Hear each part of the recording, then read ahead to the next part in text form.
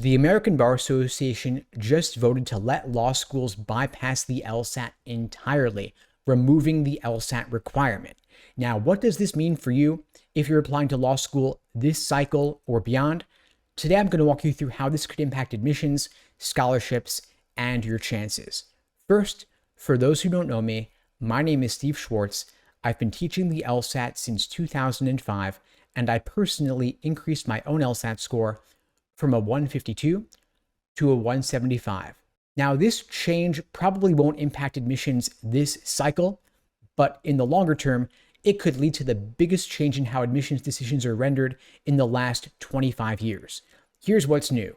The American Bar Association has voted to allow law schools to apply for a variance, which would allow them to admit students without requiring the LSAT or any other standardized test. If a school is approved for a variance, a school could operate this way for at least 3 to 5 years before reapplying to continue that variance. This change comes after years of debate. Supporters of the change argue that going test optional will expand access to law school and increase racial diversity in legal education. Opponents warn this could remove or erode standards and increase a reliance on more subjective factors like GPAs and personal statements. Now, you might be saying, GPAs are not subjective, they're numerical, but here's the thing. Undergraduate GPAs in particular are subject to massive, rampant grade inflation. The head of LSAC even once said GPAs are so inflated as to be virtually meaningless, and I happen to agree with this. Obviously, a 3.5 in engineering is a lot more significant than a 3.5 in the humanities. And of course, personal statements are qualitative, not quantitative. So how concrete is this rule change? Not very concrete yet.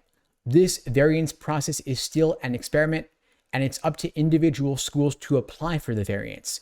Even if a school does apply for it, many will likely still stick with the LSAT as their main tool for evaluating applicants. And here's a precedent for this. First off, in Canada, law schools, of course, are not subject to the American Bar Association rules, but they still use the LSAT in most cases because they find it useful. For the same reasons I mentioned, GPA and personal statements not being as relevant metrics for them to look at. Additionally, in the med school world, while med schools are not required to use the MCAT for admissions, they still do because, again, they find it useful. So what this change actually means, the LSAT's not going anywhere anytime soon, not tomorrow, not this cycle, not even in the next few years. This variance vote is a test run policy, which is meant to allow schools to experiment with test optional. But this does still signal a shift in how the ABA is viewing standardized testing in law school admissions. The standard 509 that requires law schools to use a valid and reliable admissions test like the LSAT is probably not here to stay. It's probably going to go away. So which schools are likely to drop the LSAT requirement first? It's not going to be top law schools. It's not going to be T14. They're not likely to ditch the LSAT entirely, and they'll still continue using it as a key measure for distinguishing between different applicants. They value their prestige. They value their rankings. They want to keep that ranking as much as they complain about it. The lower ranked schools may also keep the LSAT because it helps them determine which applicants are likely to pass the bar exam. These schools do not want to risk their ABA accreditation. So schools in the middle, I'm talking here schools ranked, say, 51 to 100, may be the first to experiment with test optional admissions. Schools like Arizona, for example, have been pretty open to experimentation. They may be the first to go for this variance. And speaking of rankings, of course, the US News rankings are a major complicating factor because LSAT scores play a significant role in determining a law school's ranking, and this is what helps schools maintain their prestige. And so even if the American Bar Association no longer required schools to use a test like the LSAT, schools would still feel significant pressure to maintain their LSAT score medians for ranking purposes. And as LSAT score inflation continues to increase due to the fact that LSAC has become a lot more liberal in granting accommodations, schools will feel increased pressure to admit applicants with the highest LSAT scores possible. And of course, the LSAT still matters a great deal for not only getting into law school, but also getting you significant scholarship money, merit-based scholarships are the best way for applicants to typically avoid taking on significant law school debt. And so if you don't apply with an LSAT score, you're missing out on significant financial aid opportunities. And the thing is, your GPA is probably pretty fixed at this point in time, especially if you are looking at the LSAT, you're probably a senior in college, if not a recent college graduate or beyond. And so your GPA is probably close to set in stone, if not entirely set in stone. The LSAT remains your biggest opportunity to not only improve your chances at getting into law school, but also getting you that scholarship money.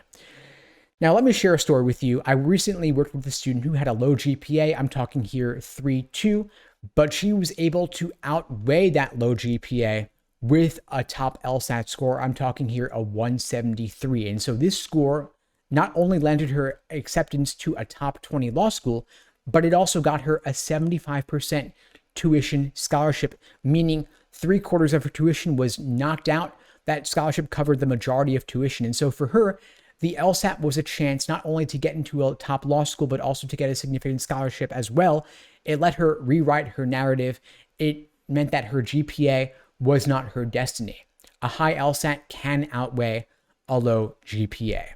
So back to this ABA vote here, back to this new variance that allows schools to go test optional. While the vote allows this variance process to move forward, schools still need to individually apply to participate. And so that means any impact is going to be gradual. Over time, I do expect that more and more schools will go for this variance just because it gives them more flexibility in admissions. But I do still expect at the same time that the majority of applicants will get in with LSAT scores. And schools are going to take more of a gradual wait and see approach while they monitor outcomes. Law schools and the ABA are relatively conservative and bureaucratic. And so they're going to want to measure, how does this impact 1L grades? How does this impact bar passage rates? And so this is not going to completely eliminate the LSAT.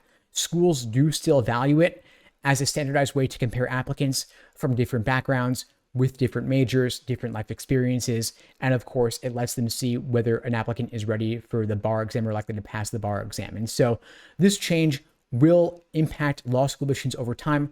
But for now, the LSAT remains your best chance to maximize your odds of admission. And so if you'd like my help on your journey to getting the highest LSAT score possible, ideally a 170 or above, my team and I would be glad to help you out.